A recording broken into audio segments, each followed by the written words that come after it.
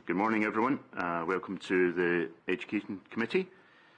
I will just initially acknowledge that we have a new person here today, Fiona Gilchrist. Welcome. I'll just start with the agenda and apologies for absence. I don't have any apologies. Owen O'Donnell? No?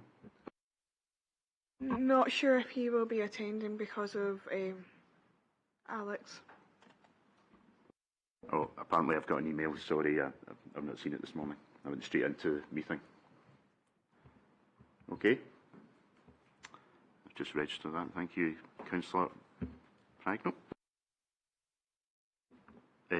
Item 2 then, declarations of interest. Do we have any? No, thank you. I'll move on to item 3 then, the Care Inspectorate report on the joint inspection of children's services for children and young people at risk of harm in the East Renfrewshire Council. And I believe it's going to be Dr. Ratter. Thank you, Convener. The purpose of this report is to inform Education Committee of the excellent findings by the Care Inspectorate on the joint inspection of children's services for children and young people at risk of harm in East Renfrewshire. Elected members will be aware from March till July 2022, services for children and young people in East Renfrewshire were inspected by a team led by the Care Inspectorate. The inspection had a particular focus on the previous 2 years and how children's services in East Renfrewshire responded to the COVID-19 pandemic in order to ensure continued good outcomes for children and young people at risk of harm. They highlighted the partnership was providing strong and effective leadership and shared a very strong vision for children and young people, and that continued throughout the pandemic, ensuring appropriate support reached those families most in need. During the inspection, the team gathered evidence and engaged with a range of partners. Activity included reading a sample of records for 60 children and young people at risk of harm, reviewing a wide range of documents and position statements by the partnership, meeting with 32 children and young people and 35 parents and carers, reading 308 survey responses which were analysed from staff working in a range of services, and interviewing 100 staff as part of focus groups. Appendix 1 of the report highlights the findings of the inspection. Key strengths identified in the report include sustained positive trends in child health, educational attainment and positive destinations for school leavers, strong partnership working, timely and highly effective interventions, enduring and trusting relationships, targeted supports in education to help support engagement in learning, children and young people participating meaningfully in decisions that affect their lives. A number of good practice cases were highlighted, including our highly effective Healthier Minds service. In assessing Quality Indicator 2.1, the inspection team found the work of the partnership to be excellent. East Renfrewshire Children's Service Partnership are the first in the country to receive an evaluation of excellent in Quality Indicator 2.1. The inspection team did not identify any notable gaps in services, nor did they identify any significant areas for improvement during this time.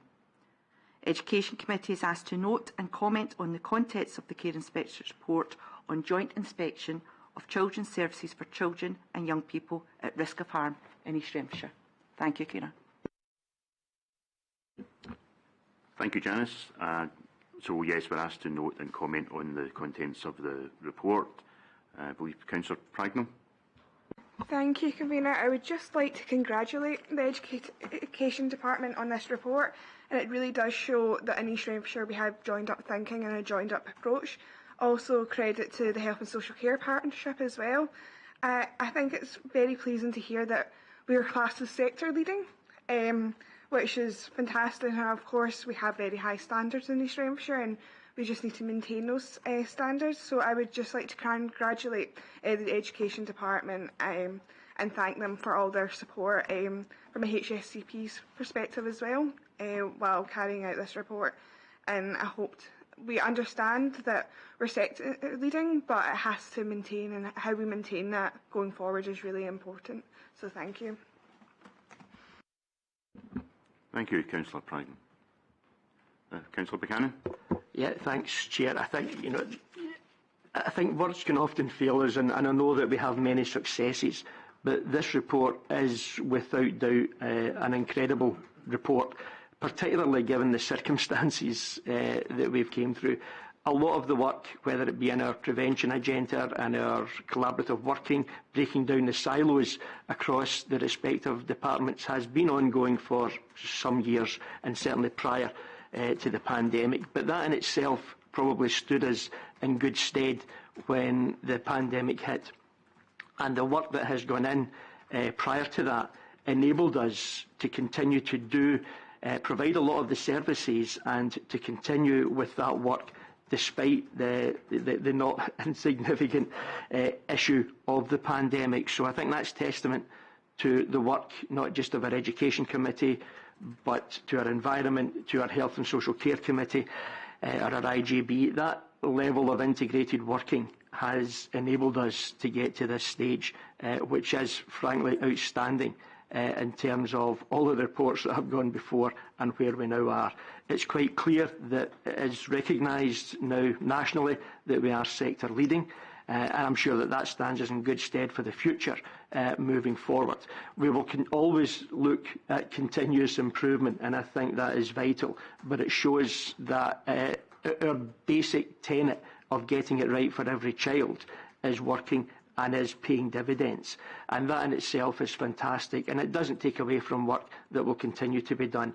But I really do think that this is outstanding. I know that certainly with another hat on at COSLA level, I'll certainly be raising the issues and ensuring that we're recognised and that we take that best practice forward to ensure that we can get it for every child in the country, not just in East Renfrewshire. But I think it is an outstanding report, and congratulations to all concerned. Thank you, Councillor Buchanan, and also, yes, taking that to COSLA, that would be excellent. Thank you. Do I have any other comments? Thank you, Chair. Just a comment was made earlier on as to whether we can maintain this standard, and quite clearly the Care Inspectorate has said we can be confident that excellent performance is sustainable and that it will be maintained.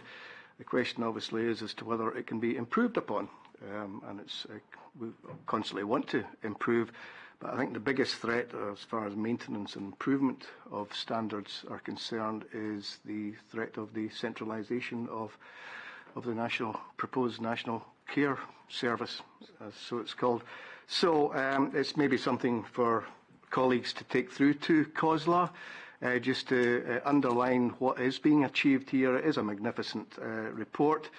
As I say, it doesn't mean to say it can't be improved upon, and I think the Education Department will be the first to not admit, but suggest that it's not just down to the Education Department. It's about this multidisciplinary approach that we have, and which potentially we could lose with the proposed National Care Service. So again, if this message could be taken through to COSLA, it would be much appreciated. Thank you. Thank you, Councillor Wallace. Actually, at COSLA just last week, Councillor Buchanan and I, the National Care Service was actually mentioned in several different areas. So it is something that nationally people are concerned about in terms of how it operates and how it works with existing provision for various services. Okay, thank you. Councillor Merrick. Thank you, Convener. Just to add my congratulations to the Education Department and the IJB and everybody involved. This is something that we've been doing in East Renfrewshire for quite a while, and during the pandemic we can see the results of what's happening with partnership working, because that has been embedded in the culture here ever since I've been around for the last 6 years and before that, and this is what we get from it. But it's also a lot of individual hard work as well that we need to recognise, and that ethos that the Education Department and the IJB and so on have. So congratulations to everybody, but the bad news is you never really get a chance to rest on laurels around here. So, but thank you very much for this report. Very, very positive. Thank you. Councillor Merrick, do we have any other notes or comments from anyone? Thank you. Okay, we will move on now to item number 4, which is improving outcomes through pupil equity funding. Report by the Director of Education, but again will be presented to us by Janice. And also, sorry, can I just welcome, we have 2 head teachers with us today. Stuart Clark from Mearns Castle and Anthony Hutchinson from St Mark's, who will, I believe, also talking to this. Thanks, Janice. Thank you, Convener. The purpose of the report is to inform Education Committee of the progress made by schools during 21-22 in improving outcomes through their use of pupil equity funding, and the interventions used and the good practice developed by schools to improve excellence in equity and achieve positive outcomes for all children and young people during the same time period. The Education Department's vision, everyone attaining, everyone achieving through excellent experiences, reflects the commitment and expectation that all learners will be supported to reach their and realise their potential.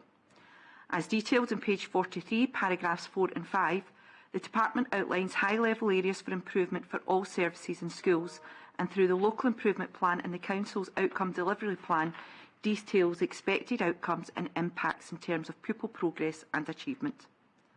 As part of the Attainment Scotland Fund, the Scottish Government allocates additional funding directly to schools, targeted at closing the poverty-related attainment gap. The Pupil Equity Fund, or PEF as it's known as, has been made available to schools since April 2017. In 2021-22, each child in a publicly funded establishment who was eligible and registered for free school meals were allocated via their school £1,200. Appendix 1 on page 49 provides a summary of the allocation by school. Head teachers developed PEF plans detailing how resources would be used to provide targeted interventions in literacy, numeracy and health and wellbeing to close that poverty-related attainment gap. Page 45, paragraph 17, highlights the following key strengths in tackling education inequality over the period 2019 to 22. These include the impact of reading recovery on pupil attainment and engagement, numeracy and literacy progress as measured through Curriculum for Excellence levels, improvement in attendance, pupil motivation, engagement, confidence and self-esteem. Established improving trends in attainment data have been interrupted from 2020 onwards following the global pandemic of COVID. National comparison data for 2021 is not yet available. However, a number of national research reports have evaluated the likely impact of the pandemic on children and young people, including negative impact on education attainment, an increase in the poverty-related attainment gap, and negative effects on resilience, confidence, well-being and happiness of children and young people due to family pressures and uncertainty. As detailed on page 46, paragraph 21, head teachers use PEF funding in a variety of different ways to support learners in 21-22, with almost all interventions previously focused on raising attainment and closing the poverty-related attainment gap being used to mitigate the impact of the pandemic on disadvantaged learners. At an individual establishment level, improvements reported by head teachers included reference to attainment in reading and mathematics as measured by standardised test scores, numeracy and literacy progress as measured through Curriculum for Excellence levels, pupil motivation, pupil attendance and family engagement.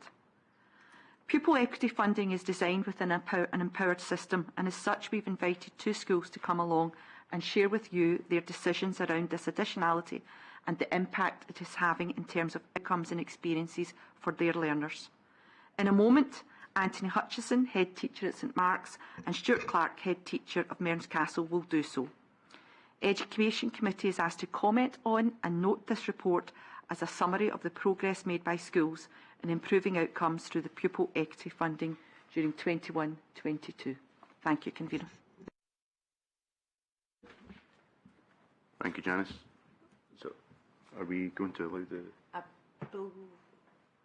I believe Amy has the presentations and she knows the order. So Anthony Hutchinson is going to speak first, Amy.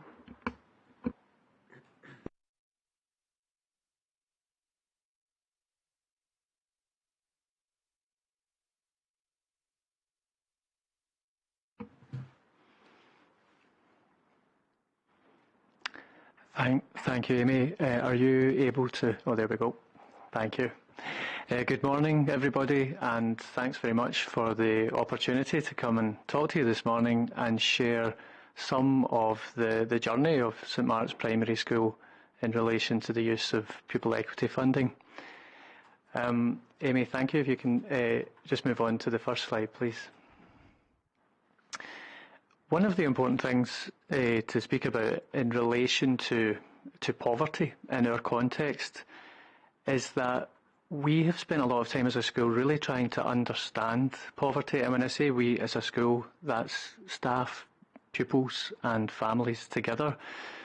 It's obviously an issue that has a degree of stigma attached, and we very much wanted to, within our curriculum, destigmatise the issue of poverty and make sure it's something that everybody felt it was okay to talk about and learn about and indeed change.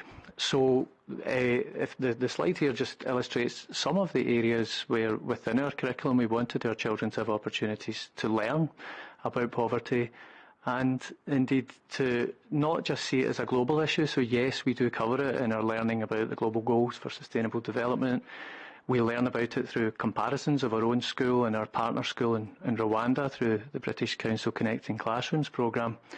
But that we also see it very much as a local issue that affects our own community and one that we want to understand.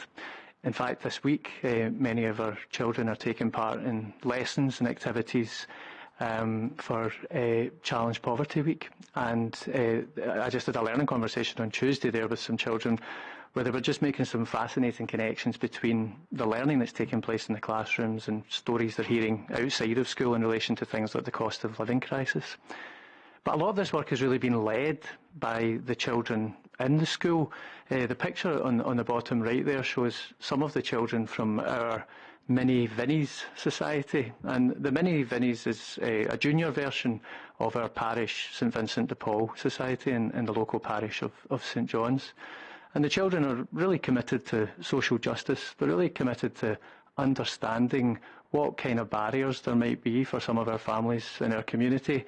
And they've done some very practical things to address those barriers, such as collecting for the local food bank and delivering presentations at the school assembly to raise awareness of poverty.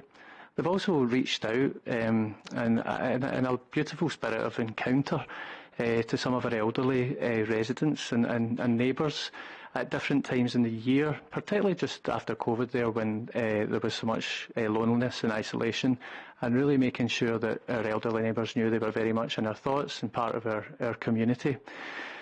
Thank you, Amy.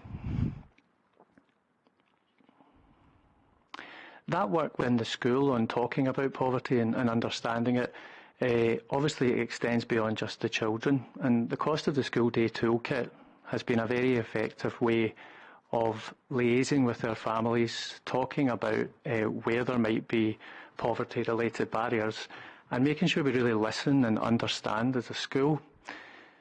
When we undertook this consultation with our school community, the two key issues that came back as being pressures on our families were that of school uniform and equipment and access to school trips and after-school clubs. So straight away we were able to see that there were some very practical things that we could do as a school in order to remove some of these barriers for families and also to connect them up with some excellent support that's already within East Renfrewshire. The consultation showed there was a lack of awareness of some of the organisations on our slide there, such as Family First, the Money Advice and Rights Team and Work East Ren, Employability Support Services. So we wanted to make sure there were lots of practical opportunities again for families. As soon as the doors were open again post-COVID and we were allowed to have families in school, every opportunity to make sure that our colleagues from our partner agencies were involved in any in-school events. And that's been really successful in allowing families to access some of that very practical support. Thank you, Amy.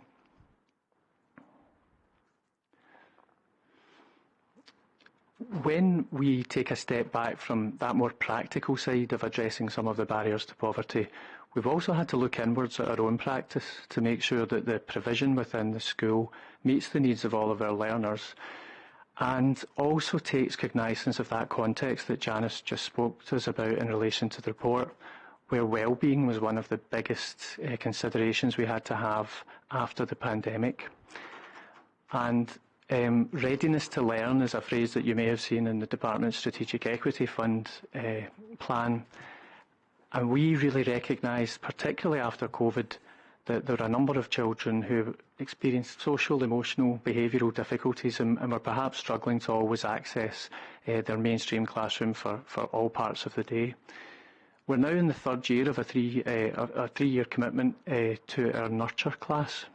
And the nurture provision within the school has been absolutely critical in addressing some of those difficulties and some of that readiness to learn. That would not have been possible without pupil equity funding.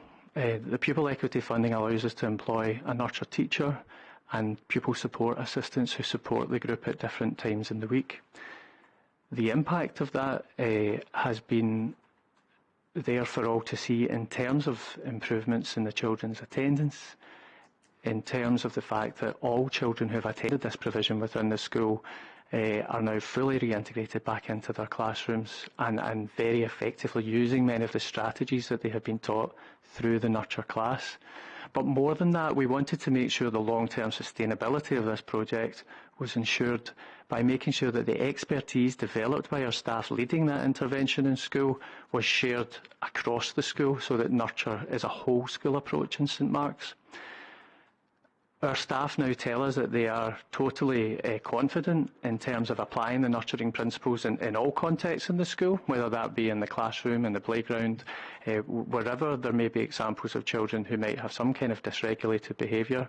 The way that we approach that and the way that we ensure that the children are returned to a state of being ready to learn has really been impacted by the expertise of the staff who have been supported through the pupil equity funding. And more than that, we wanted to ensure in terms of the credibility of this intervention and the professionalism of our staff that we reached out to a national network. So this is now our second year of going through our National Nurture Network UK accreditation, and we will complete that in November 23. And that's very much about ensuring that we tap into the expertise that exists around the UK, that we share our own expertise and journey with others, and also just make sure that everything that we are doing is of the very highest standard in relation to our health and wellbeing interventions. Thank you, Amy. When we move beyond that idea of wellbeing and readiness to learn, one of the biggest considerations we had to have in St Mark's was thinking about pedagogy for equity. Was the learning and teaching ensuring that all children were having the best opportunities to succeed? What PEF has allowed us to do in relation to teaching and learning is to employ a principal teacher whose sole job it is to focus on building the capacity of all staff to have that consistency across the school in relation to very important areas of pedagogy such as formative assessment, where within the learning that has taken place there for our staff, we're really looking to ensure that all children really understand the purpose of their learning, that they're able to assess their own learning and articulate what they're doing well, and importantly, what they need to do next. This universal approach across the school in relation to formative assessment has really impacted on a better consistency for all children in all classes. And we know from the fact that these are research-based interventions for equity, we've specifically chosen them from that national suite of interventions, of which there are many, but we know that this was the one that was right for our school at this time through our self-evaluation process. The other thing that our PEF principal teacher has been able to do in that time, because she is freed up from some of the things that other promoted staff might have to do, is that she's been able to be in team teaching with every colleague in the school. And what that's allowed us to do is make sure that these aspects of pedagogy that we have spent so much time on are really embedded, that they're modelled, and that all staff feel confident that they're using the same approaches, regardless of whether in Primary 1, Primary 3 or Primary 7. The final point on the slide there talks about improved family engagement, and this was our biggest challenge post-COVID, at a time when we literally had to say to families, sorry, you cannot come in, we cannot speak to you, we can't even get close to you, to want to go back to a system where they know the door is open and we want them to be in school. But not just, as you saw in the picture in that first slide, to come in and join in their children's learning, which has been happening this week with our Primary 2 Playing with Sounds workshops, and it's been wonderfully received. But to come in and share their own expertise, to share their interests, and to really contribute and shape and lead our school community. And we're already seeing so many families who are just really relishing that opportunity to be back in and be part of their child's education and really contribute to the school. Thank you, Amy. When we consider that progression, thinking about well-being, readiness to learn, thinking about pedagogy, we also obviously we have that ultimate aim where we want to know that the data is telling us that attainment is improving, that we are addressing that poverty-related attainment gap, that we are seeing in a very quantitative way that there are improvements. Now, it might not be possible to read some of the figures due to the size of the screen there, but just to put this in context for you, Janice mentioned in the introduction about how head teachers will carefully analyse the standardised assessment data in each school. This is standardised assessment data for our Primary 5 cohort from last year, so this year's current Primary 6. And even just in a very graphic way, you can see that each of the previous 4 years we would be sitting about a school average of somewhere in the high 80s or low 90s. Last year, the reading attainment in Primary 5 increased significantly. The group average of 103 was 12 points higher than it had been at any stage in the previous 4 years. And the reason I've chosen this particular cohort to focus on is because this tells an interesting story about equity. This cohort of Primary 5 pupils has the lowest SIMD average in the whole school. It also has the highest percentage of children in SIMD 1 to 3 in the whole school, and in addition to that, the highest number of children with recorded additional support needs. So if you were looking at this in terms of a trend that needed to be interrupted, what we are starting to see here is the fruits of those holistic approaches around well-being, high-quality learning and teaching, and children feeling really empowered to do very well in aspects of the curriculum such as reading, but also being complemented by other strategic priorities within the school. And we're very excited about the patterns that we're beginning to see here. It's not to say that I'm completely satisfied yet. I think there is more progress that we need to see, but I am really encouraged by the fact that we are seeing impact from the outcomes that I've already discussed. Thank you, Amy. And I just wanted to finish with this very vibrant image. I chose this particular picture because our children last year celebrated the school's 60th anniversary. And these children were celebrating the decade of the 70s, you might have guessed that from the tie-dye. The children have massive ambition and aspiration, and Sue Ellis and the Roundtree Foundation a couple of years ago published some research which said that there's no such thing as poverty of aspiration. This is a myth. You know, everyone has aspiration and dreams and ambitions for themselves and their children. It's simply that at any given time there are some families who have certain barriers or a lack of resource or a lack of a network to access, and they simply may not be able to realise it in that moment. But we really believe, with our work on pupil equity funding and other strategic work within the school, that there shouldn't be any barriers for our children, and our children certainly believe it. You just need to read the signs they're holding up there. Tomorrow I will be a vet. Tomorrow I will be a comic artist. Tomorrow I will be a hairdresser. Tomorrow I will be an astronaut. And we're really committed in St Mark's to making sure that those dreams come true, and that our children are thriving and can realise these ambitions. Thanks very much, ladies and gentlemen.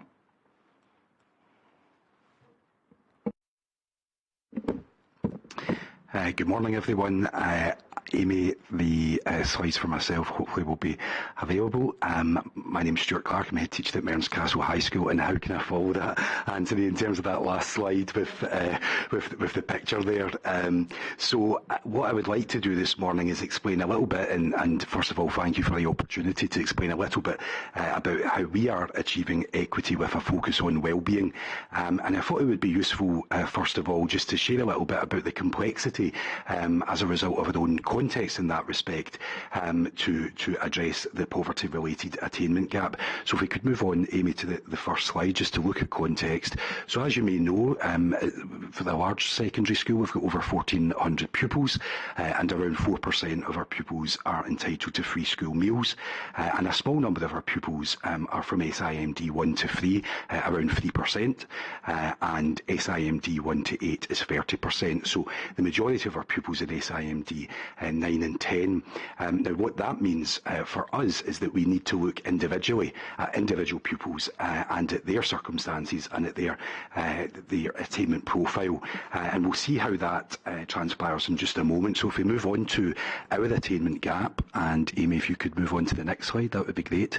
I thought it would be useful to quantify, whilst the focus this morning is on the BGE in a secondary setting, we can see the outcome of the effectiveness of that BGE into the senior phase. And so whilst you won't be able to see the detail on the screen, just to explain, this is a summary of the quality of attainment for our leavers as a school in 2021. On the left-hand side of the screen is SIMD 1, which are those pupils most likely to experience disadvantage and barriers as a result of poverty, up to SIMD 10 on the right-hand side of the screen, those pupils least likely to experience disadvantage as a result of poverty. The orange circles is the school attainment profile at each SIMD, and the red circles is the national picture. Now, crucially for us, what you can see there is, in terms of both excellence and equity, all of our SIMD profiles are achieving more than the same across the country. So pupils from the same background, pupils from the same SIMD in Mearns Castle High School are achieving more across the SIMD. But crucially for us, you can see that we've got a much narrower attainment gap than the national attainment gap. So across SIMD from 1 to 10, the gap is considerably lower.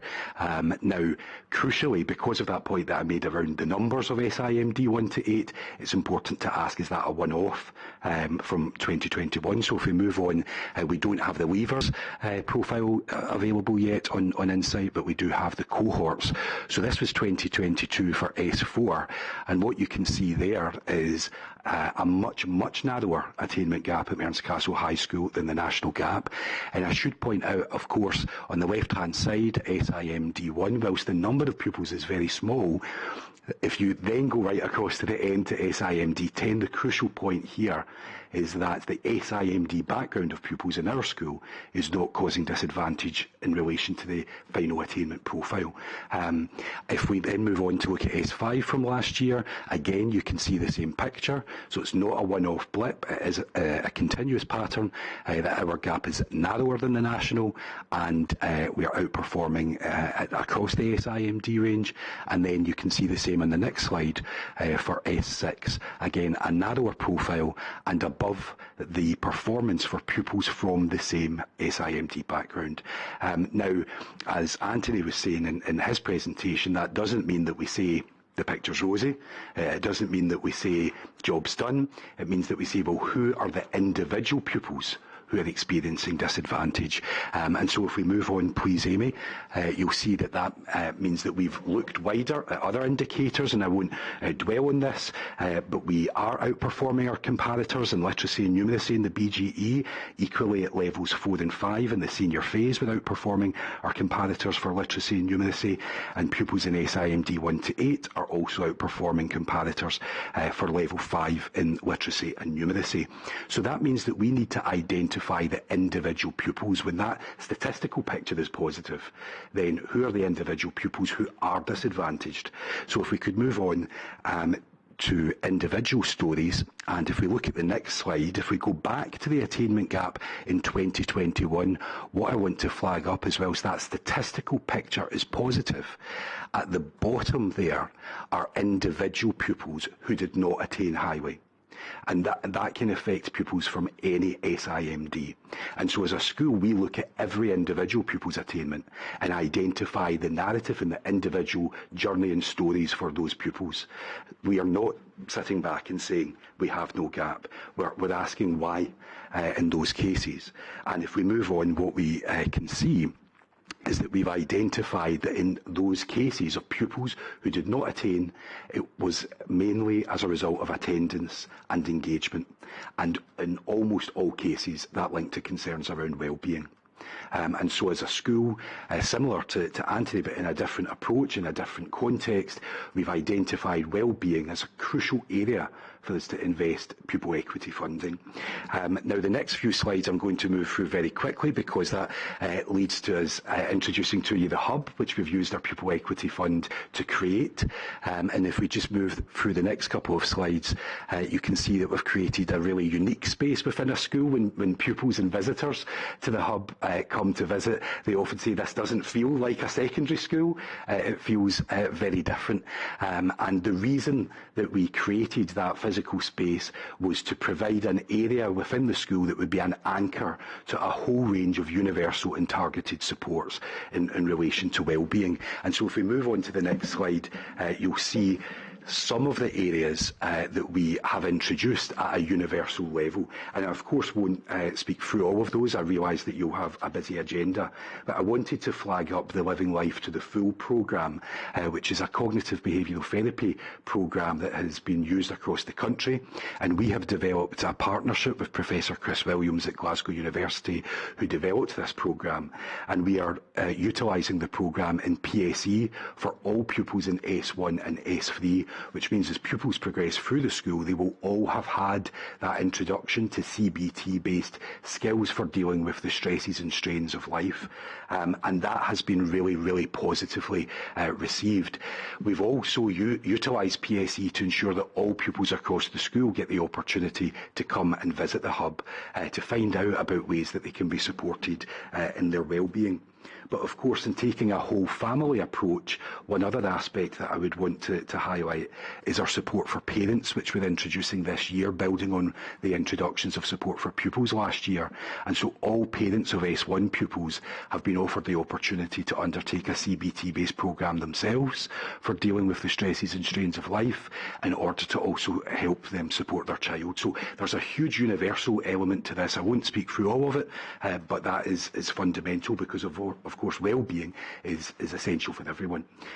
If we move on then to the next slide, you'll see that fundamentally what this has led to is an absolute commitment across our school community to ensure that relationships are at the core of everything that we do, and building those positive relationships, investing in the time and effort to develop those positive relationships across the school means that young people who do need support in relation to their well-being will be much more likely to access it because it is clearly a priority at all school level.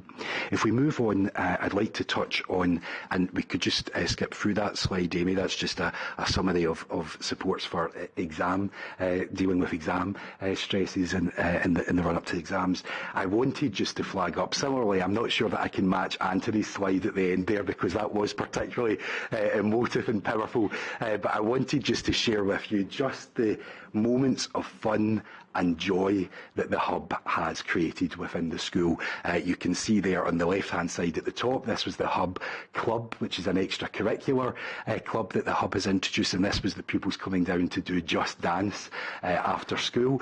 I should say I was on the other side of the window at that point. I wasn't brave enough to go in, but it was absolutely fantastic to see young people just letting go, being themselves, enjoying being themselves, enjoying being with others, and fundamentally coming back after the experience we've had over the last few years, how important is that. So the Hub have introduced a whole range of wellbeing supports in the widest sense, but that has led clearly to young people being very comfortable approaching Hub staff and flagging up that they would like some more. They would like more targeted support for their wellbeing.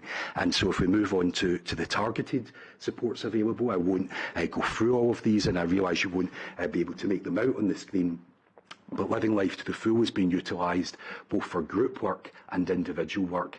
It's 8 sessions on a one-to-one or small group activities to develop those skills for dealing with stress and strain and developing resilience and wellbeing. And so that's a very targeted resource for individual young people or in groups to assist them in the development of their wellbeing. I also wanted to flag up the flexible drop-in that is available to all pupils at any point who may require support. Sometimes that's at crucial points of transition, sometimes personal transitions that the school might not be aware of, and coming to say there's been a change in their circumstances or a change at home, and just accessing that support and knowing that it's immediately available to them is crucial. How we have done that is we've invested, utilising PEF, in free wellbeing support assistants. So it's free members of staff who are 100% focused on the promotion and development of wellbeing across the school community, which is quite a unique approach, but for us as a school it really matched where we wanted to go with this. If we move on, there are a number of other targeted supports that we have introduced, utilising senior pupils as Hub ambassadors to promote wellbeing, and equally I won't talk through all of those, but those are beneficial to specific cohorts of pupils within the school. If we move on to the next slide, a crucial area for the Hub team is supporting pupils who experience emotionally based school absenteeism, where emotional barriers are preventing attendance at school, and working with the individual pupil to support them to get past that, to re-engage, to reconnect with the school community. And without talking through all of those, what I would say is that we, the Hub team, are so creative in just finding a way to make a difference to the pupil, to make a connection. So they've been sending little video clips to introduce the Hub, personalised clips to individual pupils who may be struggling to come into school. They've been meeting them outside of school, they've been going for walks in the community, and then that has led to improved attendance at school. And there have been sessions undertaken at locations at home and outside of the home, essentially finding any way to make that reconnection with school for a young person who's struggling to attend. And so lastly, just to give an indication of impact, if we move on to that, again I won't talk through all of the slides, but we're very, very clear, as Anthony mentioned too, ultimately we want to see those outcomes, we want to see the evidence of impact, and crucially 6 out of 8 pupils who had the lowest attendance as a result of emotionally based school absenteeism have had improved attendance following engagement with the Hub, and we are delighted about that. Equally, there have been individual stories of young people who have struggled to attend school really since lockdown, senior phase pupils who have engaged with the Hub to visit colleges, to discuss applications, to develop CVs, to look forward to the future. And that will never be presented on statistics, those individual stories, but makes a huge difference to those young people's future lives. We have had incredibly positive evaluations from those individual pupils who've undertaken Living Life to the Full, and a whole range of other indicators which are there are of positive impact. And lastly, I would want to flag up that 53 of our S1 parents have signed up to undertake Living Life to the Full to support their own child with the development of their wellbeing. And Professor Chris Williams at Glasgow University has developed that with us as a pilot. It's the first time they have undertaken that, and so we'll be fully evaluating that. So I hope that gives a flavour. I could probably talk for the whole meeting about some elements of this, but thank you again for the opportunity to share a little bit about our work.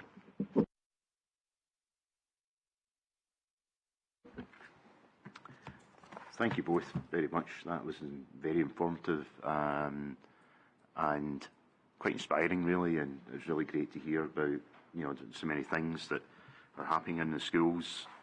At Education Committee, we don't always, it's great to get the opportunity to hear from you, really, and also to hear about the direct impact that pupil equity funding is having.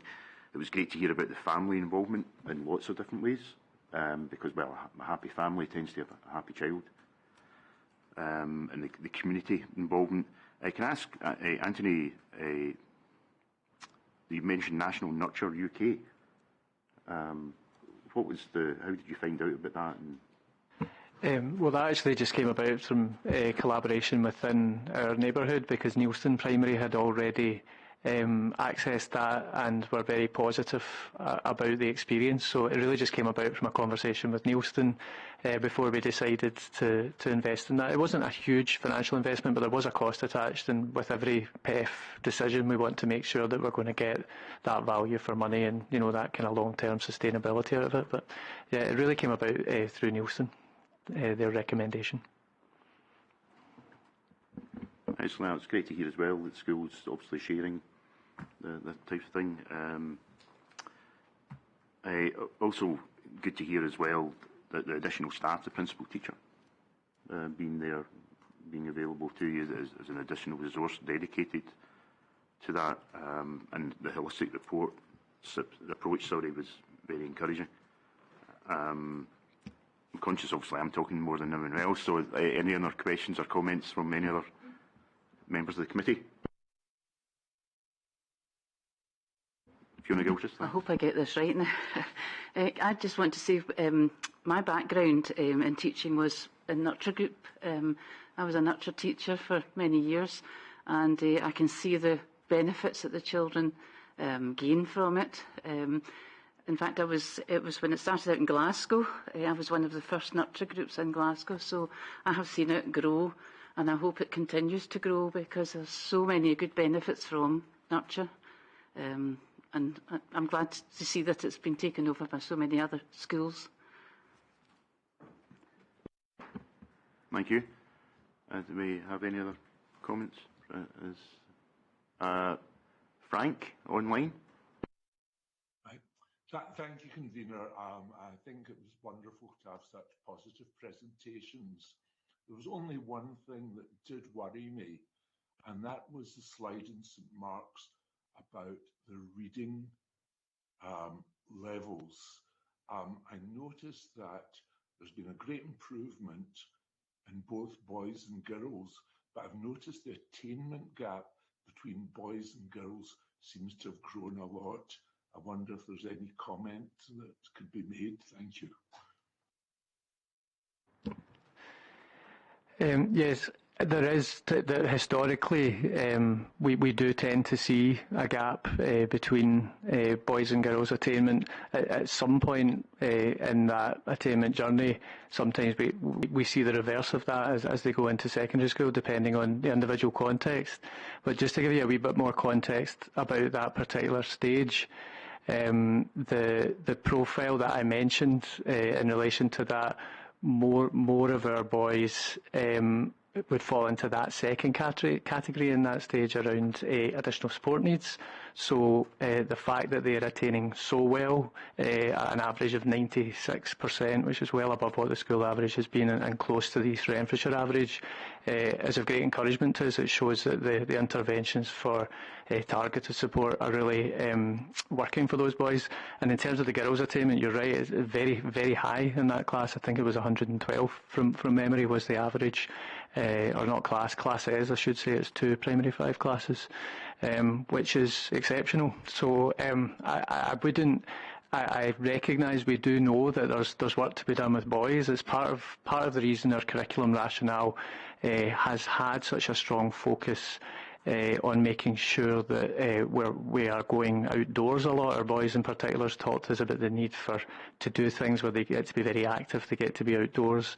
It's part of really raising their engagement and their love of school, because there are bits of the curriculum for all the children. Sometimes we just need to say, you just need to get the head down and do this. You need to do a bit of parsing and grammar, and there's no way of dressing this up.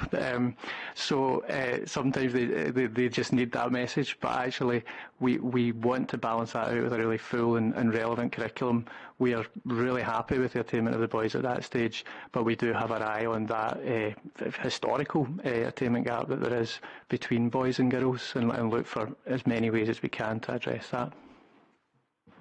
Thank you. Thank you both. Councillor Wallace. I think what we've seen here, I mean, I can see sort of changes going back about 55 years ago or so, when I was in my school days.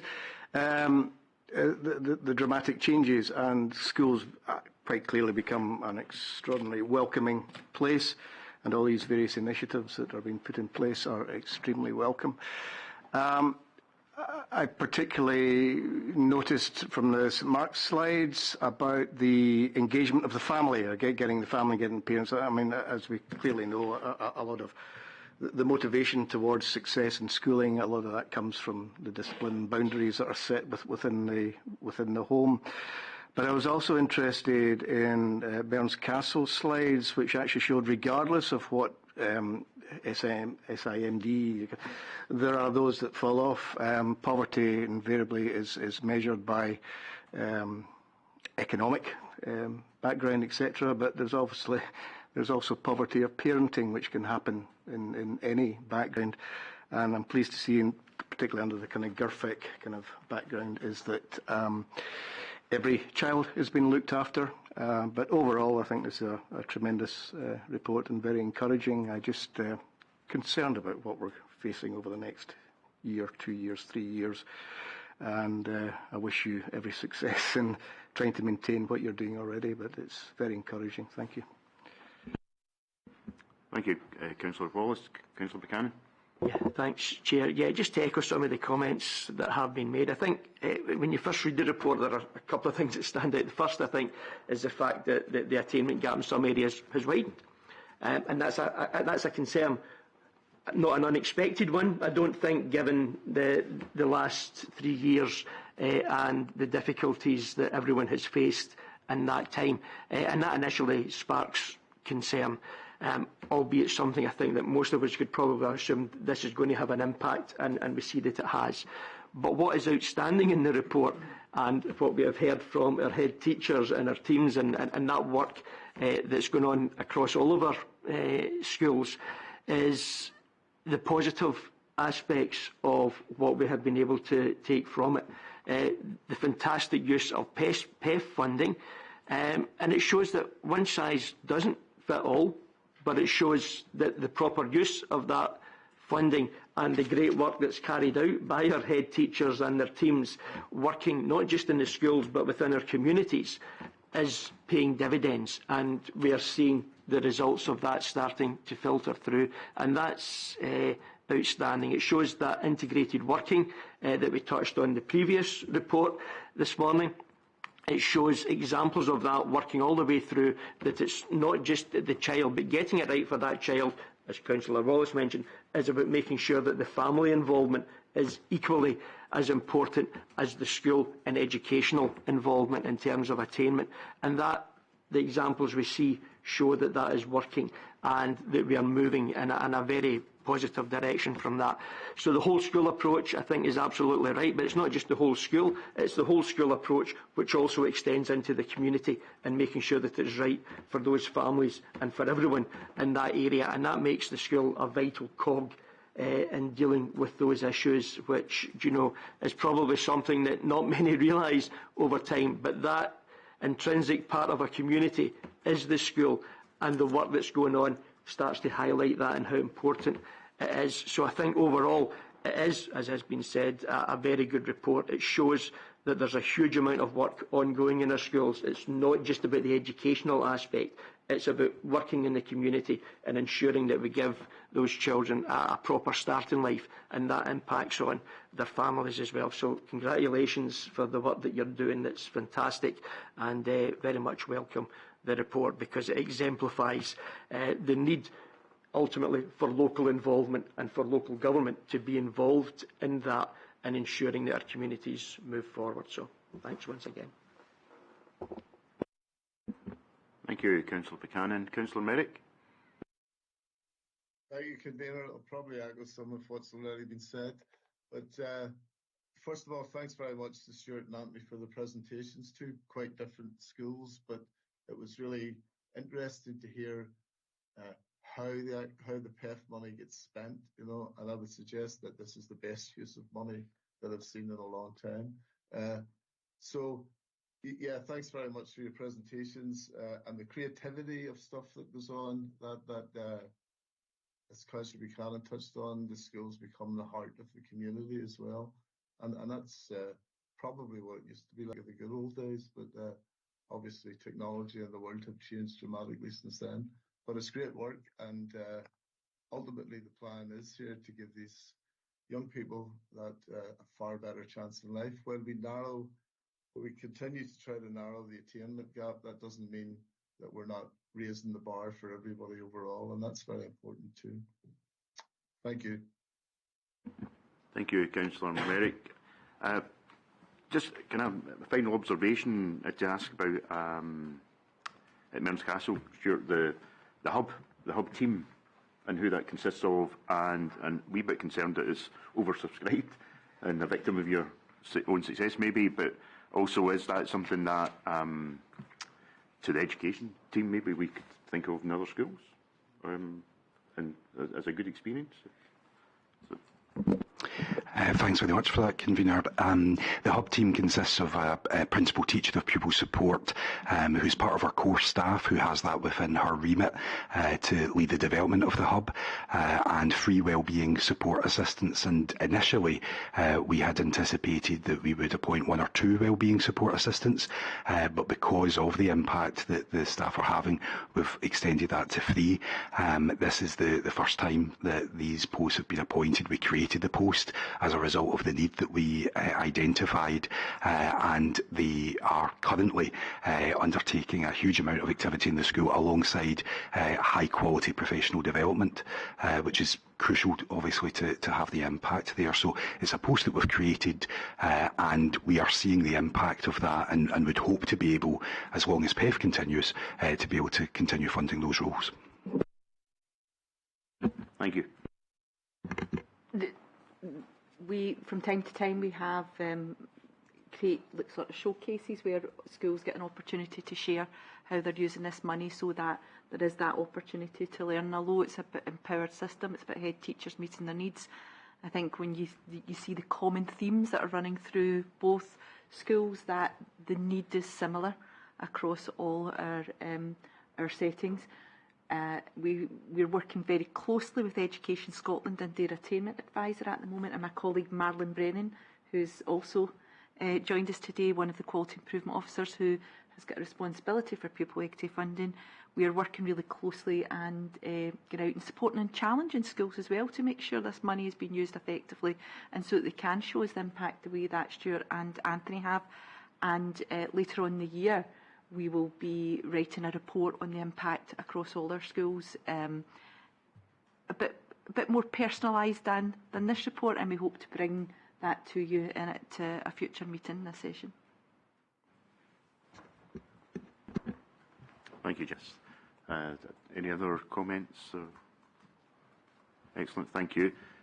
Thank you both for coming along. Excellent presentations. Thank you. We will move on to the next item now, and it's a review of the sustainable rate for early learning and childcare funded provision, and from the education team we have Graham to talk to us on that. Okay, thank you very much, Convener. The purpose of this report is to update committee on the review of the sustainable rate paid to funded providers of statutory early learning and childcare, and seek approval for the increase of that rate to £5.69 per hour. As members will be aware, since August 2020, all 3- and 4-year-old children and eligible 2-year-olds have had an entitlement to 1,140 hours of funded early learning and childcare per year. Despite the challenges that resulted from COVID, families in East Renfrewshire were able to access this a year in advance of the delayed national rollout from August 21. In line with the National Funding Follows the Child policy, families are able to access their child's entitlement and the provider of their choice as long as they meet the national standard. This provider-neutral approach means that families in East Renfrewshire can access their child's entitlement in one of our local authority nurseries or family centres, or choose from one of our 14 independent nurseries or 17 childminders, and with some families also choosing to blend that approach across various different providers to suit their own circumstances.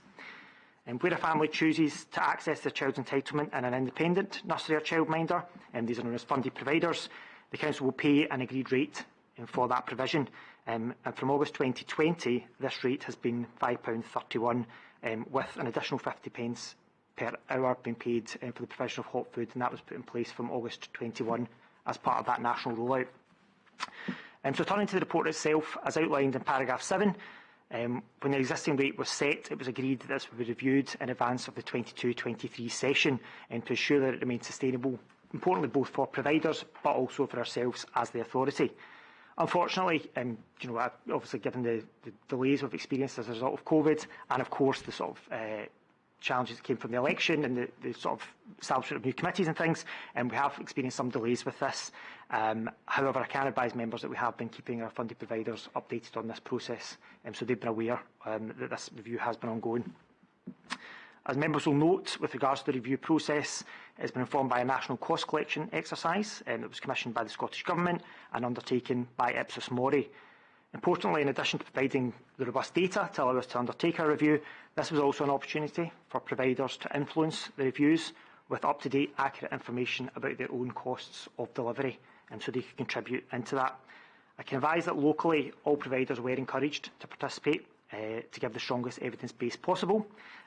Unfortunately, despite that encouragement, data was only submitted from 3 of our local providers, and unfortunately this didn't provide enough of sort of breadth of data for us to get any localised cost information as a result of that survey.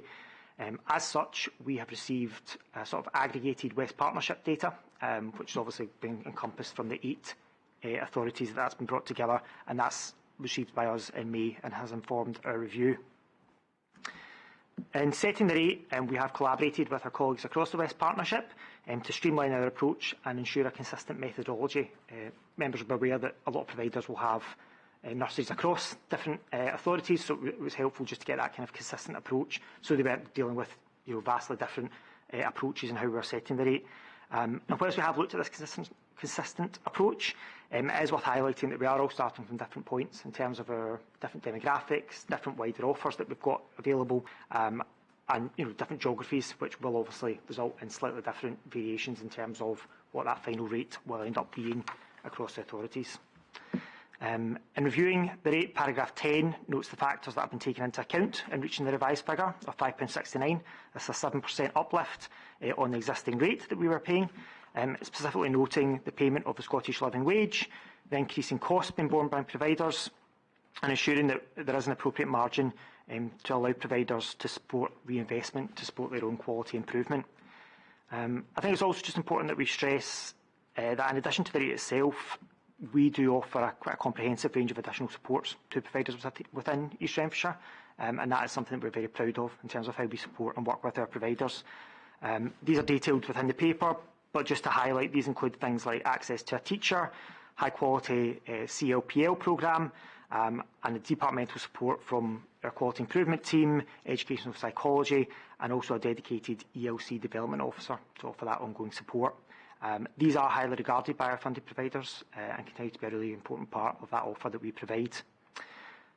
Finally, members will also, of course, be aware of the financial challenges that we do face as an authority, and as I touched on at the beginning, it is important that it remains sustainable both for the providers but us as an authority. This increase to £5.69 will result in an additional cost of approximately £120,000 for this year, which we'll obviously have to seek to meet within the existing budgets.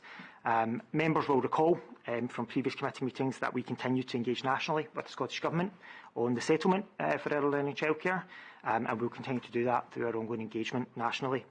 I think it's also just important to note that in light of this sort of continuing financial uncertainty, we remain committed to the continued review of this sustainable rate, and we're intending to review based on the Scottish Government's financial sustainability health check for the session 23-24, and that will be undertaken at a similar point for next year.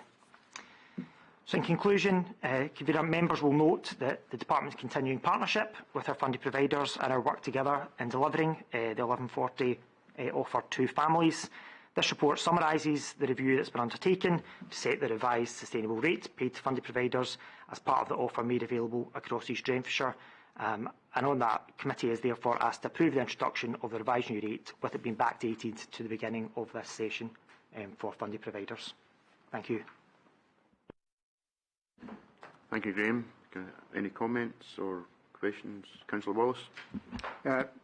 Officers and members of this committee from years ago recall councillors' email inbox being absolutely full of complaints from providers. I have to say that I haven't had any recently, and I think it's indicative of quite a significant amount of work that the Education Department has put into trying to find a satisfactory rate, and just to compliment them on doing so. Thank you. Thank you, Councillor Wallace. Councillor Buchanan. Yeah, thanks, Chair. Just to echo Councillor Wallace's point, I know that over the years we have received a number of emails, but again, I haven't seen too many this year. Although that said, I have seen nationally a number of complaints and issues, so I'm delighted that once again our team have been working, recognising the issue and the problem and taking it forward, and I think we're probably going to be one of the first authorities to actually set the rate, because I know that there are ongoing challenges, but certainly I know that we are in an area which is comparable with our neighbouring authorities across certainly the West Collaborative, and I welcome that. So it's great to see that we've been able to get to this stage relatively quickly, relatively, as effortlessly as possible, despite the delays, etc., and very much welcome it. Not just the setting of the rate, which I think is right, but the additional support that we provide to our partner providers. And again, that in itself helps ensure that standard across all of it, not just in our own early learning centres, but in those that we work within our partners, to ensure that that is there as well. And that's, I think, always a good news story. So thanks very much for that. Thank you, Councillor Buchanan. Do we have any other comments or questions? No. Nothing online.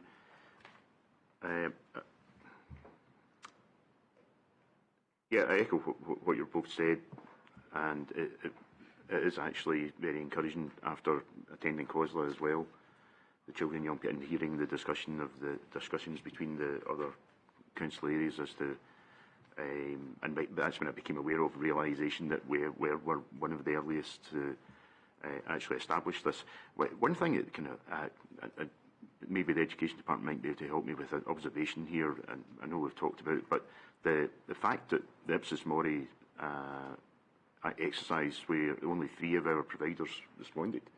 Luckily we had the West Partnership to allow us to come to a figure, but just any thoughts or comments on when you deal with the providers as to why they didn't participate as much? Yeah, I mean, obviously we can't kind of speak specifically for them. I think there's obviously a range of differing views, perhaps in the past, that have been around that participation. Whether or not they felt there's value in it. We certainly did encourage participation in that, asking people to contribute as much as possible. But it's,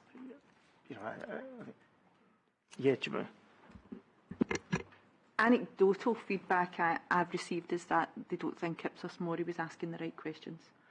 So they thought there was a flaw in the survey, and moving forward they would like to be involved in setting that financial gathering of information.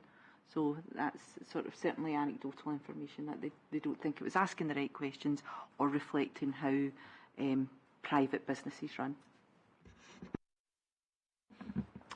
Not sure how then they would be able to actually, how would that Ipsos Mori or whoever control that?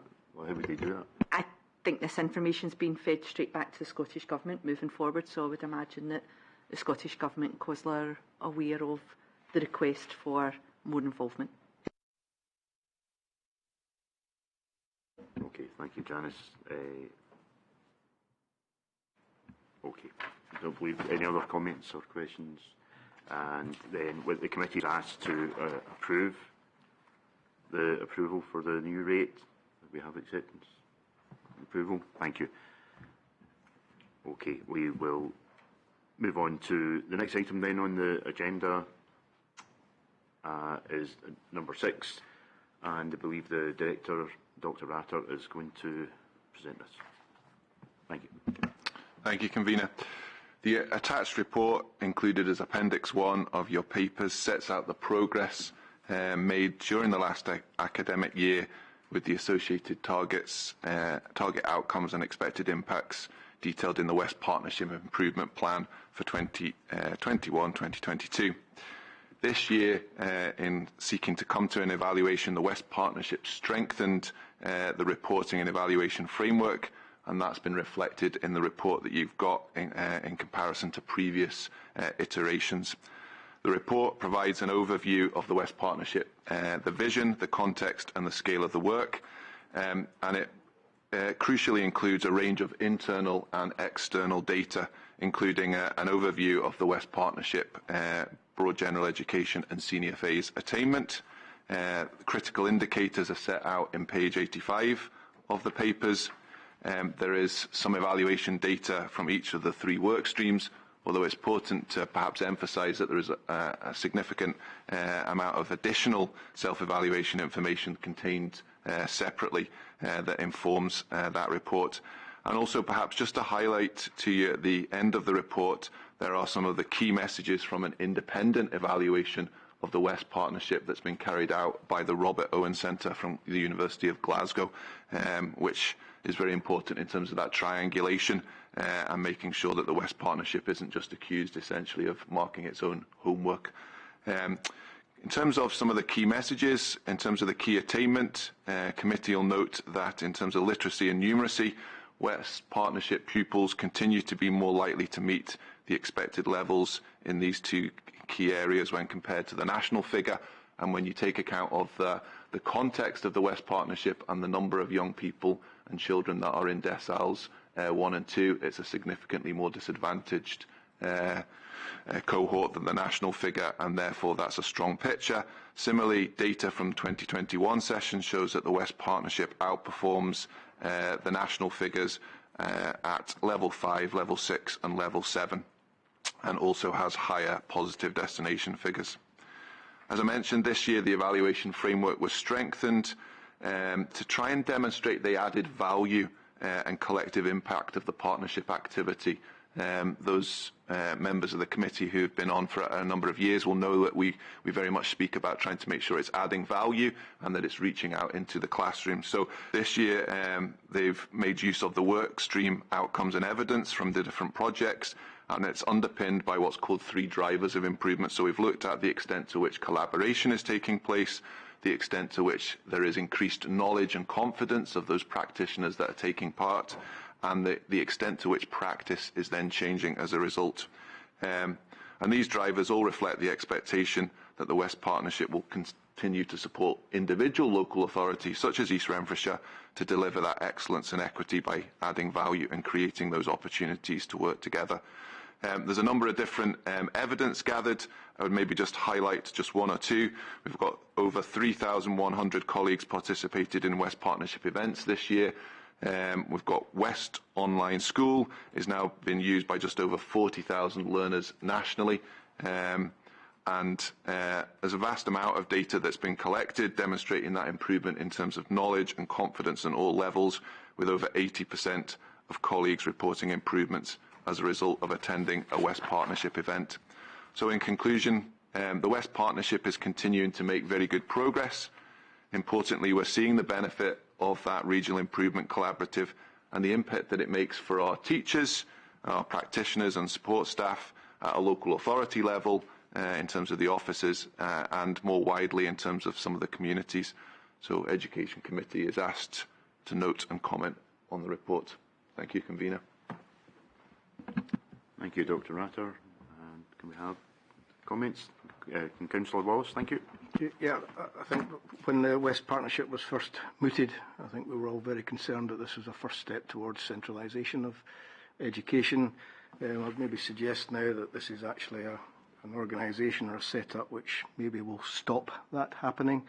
I think we've seen quite clearly some tremendous, when you actually look at the kind of critical indicators that are coming through here, would suggest that it's having a significant impact. Leadership of change, for one, seems to be a significant improvement. I wonder if I could maybe ask a question as to what this partnership, looking at the exclusion rates, I mean, that's absolutely phenomenal information that's coming through there. The exclusion rates per 1,000 pupils is dramatically reduced. Just asking the question, what influence do you think that the West Partnership had on that? Was it direct, or is it just something that's happened? Thank you. I think that's a very good question, Councillor Wallace. It's one, as somebody that's been involved with those critical indicators for a long time, is always trying to ask those questions. I mean, you could ask the same around some of the attainment indicators as well. It's trying to unpick the extent to which it's the West Partnership and it's the individual local authorities. And I would say, in terms of a sort of research part of that, and as a statistician, you're looking at it from that point of view, that is very difficult to do. What I think we do use those for is to sort of, a bit like you saw in the previous presentations from Mearns Castle and St Mark's, it's about using that data to then inform the practice and the programmes that are put in place. So around exclusions, if we take that as an example, there's a significant amount of work that's sitting in the wellbeing for learning work stream, lots of work around trauma-informed practice, around how we support learners with additional support needs, and taking the very best practice from across the local authorities and making sure then that staff are upskilled and you build in that capacity. So, I mean, it would be difficult for me, and I wouldn't try and pretend to put a figure on that would say, as a result of the different events, that has resulted in that reduction, because it would minimise the work that individual local authorities are also doing. But I think it does then contribute to that overall, and it's about making sure that we've got those clear outcomes that we're asking the question, are we seeing collectively as a system, as 8 local authorities, are we making the improvements that we want to see? So, yes, Councillor Wallace. Just finally to say, thanks for that information. I think the other concern we had was that because we're such wonderful attainment in East Renfrewshire, that everybody else was going to learn from us, and we'd be passing all our information on. But I think quite clearly it's coming back. We've got an awful lot that we can learn from other authorities as well, who have much more challenging circumstances than we have. So, yeah, just to thank, I think, the Education Department and the leadership of from the Director of getting heavily involved in this and making sure that it is a success. Thank you. Thank you, Councillor Wallace. After attending the City Region Education Committee and obviously realisation of what's involved with the West Partnership, and you mentioned about centralisation and the concerns, but I can echo what you say about it's actually helped to prevent that, and the learning amongst all of the participants within it. It goes in multiple different ways, but one of the key things for me is the delivery in the classroom and in the schools, and how it's affecting and helping improve that. So it's very important.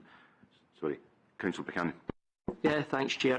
Councillor Wallace is right. Going back just prior to 2017, when it was initially set up, there was the concern of centralisation for education, and obviously we knew our stance as an authority on that and the position that we had. And I'm certainly delighted that the West Partnership, which sprung from discussions with the then Cabinet Secretary and the involvement of our then Director, Mrs Shaw, and Mark moving on thereafter, was crucial in the establishment of the partnership process, and in, obviously in particular, the West Partnership, and bringing it under the city region aspect. And that was crucial at the time to prevent that centralisation, with the opportunity that should the partnerships work, then by all means that was the best way forward to retain not education locally within the local authorities, but to ensure that there was the collaborative working and that there was the best practice learning across the wider area. And I think it's testament to the success of that going forward, where we now are. The West Partnership is very highly regarded. It has made significant inroads across the whole West Partnership area and across the 8 authorities that have been involved. I think it's 8 that have been involved, and the improvements that they have all seen in terms of taking education forward, and I think that has been vital. So I think, yes, it has done the job it was set up to do, which was to ensure that local delivery was vital, but it has always, I think, done and established that that is the best way forward, that local delivery works, and the sharing of best practice enables us all to deliver the proper and build on the outcomes that are required for all of our children across the area. So delighted to see the success of it. Thank you, Councillor Buchanan. you touched on something there about the recognition, and there was at the most recent Region Committee meeting education, a professor from the Robert Owen Centre for Educational Change at Glasgow University, and he commented upon the actual international recognition now that this is achieving, which I thought was significant, and he was very complimentary about the West Partnership and the approach. So that's my final comment. Do we have any others? No. So the committees noted and commented on the report. Thank you. And we will now move on to item number 7. So it's another report. It's going to be presented by Dr. Ratter on the West Partnership. It's the collaborative improvement plan for 2022-2023. Dr. Ratter. Thank you, Convener. Following the previous item on the agenda, this paper informs Education Committee of the content of the West Partnership's improvement plan for 2022-23, and that's included as Appendix 1 of your papers. Regional improvement collaboratives are required to produce an annual improvement plan, which should outline their vision, the purpose and the key activities for the partnership over the year ahead. And as members will have seen in the previous report, the work and plan focus on those areas where collaboration between the partners is beneficial. So not all the schools or local authorities will participate in all activities, but the plan sets out the West Partnership's offer to schools based on what stakeholders have indicated that they would benefit from. So it's not about replicating or duplicating individual local improvement plans, but trying to enhance our own efforts and adding value. Over the last session, a range of engagement has been undertaken with key stakeholders, and that, along with the ongoing evaluation activity, provides a set of quantitative and qualitative data to ensure that this improvement plan meets the needs of practitioners and officers across the West Partnership. Taking account of all the consultation to date and the evidence gathered from last session, there was a clear consensus that the existing programmes and activities are broadly meeting the needs of staff and leaders across the West Partnership, and you'll see that as a result, the 3 work streams continue to be wellbeing for learning, leadership, empowerment and improvement, and then curriculum, learning, teaching and assessment. I'd highlight page 110. There's a revised plan on a page, which has been included, and that tries to visualise and give a sort of clear articulation of the vision, values, purpose and priorities of the West Partnership, and then key activities and programmes for each work stream are set out on page 111 of your papers. The plan was considered and endorsed at the last Glasgow City Region Education Committee on the 22nd of September, with the recommendation that each local authority considers the report through its own local government arrangements. So elected members and Education Committee are asked to approve the report. Thank you, Convener. Thank you, Dr. Ratter. So as mentioned there, we are asked to approve this. But prior to that, any comments or notes? Des, thank you. Thanks, Convener, and thanks, Director, as well. It was just a kind of general question, I think, just regarding kind of dissemination across our practitioners, our teachers here, of what the improvement plan contains and the opportunities and training opportunities, CLPL opportunities that are available. Obviously, we have our own local, school-based CLPL authority, but in terms of publicising, if you like, and raising awareness amongst all of our teachers, what's on offer. Thank you, Mr. Morris. I think it's a really important point that you're emphasising there. Communication on something at the scale of the West Partnership always comes through as a theme. We endeavour to try and make sure that we're doing that. We probably always could be improving on that. So we will share, once it's approved, the plan with our head teachers and make sure and ask them to sort of disseminate it. But I think probably more crucially, our schools have been drawing to the attention of the staff the various programmes that are available. So that the West Partnership sort of lead officer has shared that with ourselves. It's also available through sort of social media channels, I know Mrs Collins and the Quality Improvement team have been promoting that. I've seen it in a number of head teachers' bulletins where, exactly as you described, they have been sharing that and using that to sort of complement the existing programmes that they might be running internally in their own school or that we're providing across the local authority. So you've got almost the different layers of CLPL that's available, but we'll make sure that we continue to publicise it as widely as we can so that as many staff as possible. I mentioned there were 3,100 staff that participated. That's obviously a good number, but there are 19,000 staff across the West Partnership, so our ambition is to do better on that one. What I would say is that the feedback from Sharon Haywood, the lead officer for the West Partnership, is that East Renfrewshire tends to be more highly represented than and gets more than its fair share in that way, and we promote it strongly, but we certainly will continue to do more on that one. Thank you.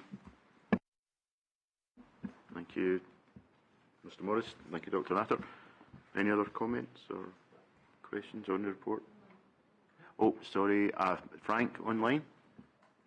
Yeah, thank you, Convener. It's not actually to do with the report, but I noticed there was no place for AOCB. And in my role as one of the representatives for religious groups, I've been approached by some people that are worried about some aspects of the curriculum in general, especially with subjects such as transsexuality. Now, I don't know enough about the curriculum to be able to comment, but I do know, and I don't know if anyone's aware of it, there is a group called Hands Up Scotland that are having a meeting called Education, Not Indoctrination on Saturday the 19th of November. Because it's a Saturday, I will be unable to attend, but I'm wondering, it'd be very interesting if someone is able to attend that meeting and find out their views. Thank you, Convener. I'm willing to pass on the information to anyone that wants. Thank you, Frank. I believe Dr Rather's going to respond. Dr Angel, I'm happy to pick that up with you separately. Obviously I get a number of kind of inquiries from different parental groups and so on at different points, and I'm aware of some of the ones that you're mentioning, so we are looking into that, and perhaps that's a more appropriate way rather than, because we don't really have any other business section under Education Committee, so perhaps very happy to, if you want to follow that up with me separately. Thank you. I'll send you the details. As I say, it's just I've had one or two approaches and I didn't see a place where I could take them up on the committee. Thank you, Convener. Thank you. Any other comments or so we are asked to approve the report.